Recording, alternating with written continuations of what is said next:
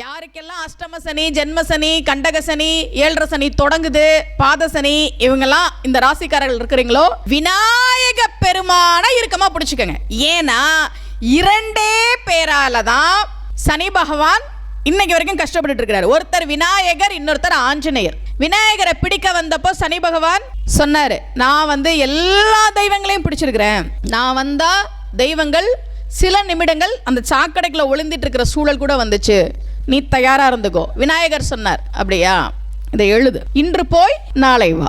இன்னைக்கு கொஞ்சம் வேலையா இருக்கிறேன், நான் கோவில் கும்பாபிஷேகம் இன்னைக்கு தான் நடந்து முடிஞ்சிருக்கு, எல்லாரும் என்கிட்ட கோரிக்கையெல்லாம் வச்சிட்டு இருக்கிறாங்க, அதெல்லாம் நான் நிறைவேற்றணும், நீ நாளைக்கு வா, இன்று போய் நாளை வா. அடுத்த நாள் வந்தார் சனி பகவான், நீ என்ன எழுதி கொடுத்துட்டு போன, இன்று போய் நாளை வா, நாளைக்கு வா. இன்னைக்கு வரைக்கும் விநாயக பெருமானை சனியால பிடிக்க முடியல. அப்போ சனியால கஷ்டம்னா விநாயக பெருமானைத்தான் நாம் வழிபாடு செய்ய வேண்டும். அதை முதல்ல நம்ம புரிஞ்சுக்கணும்.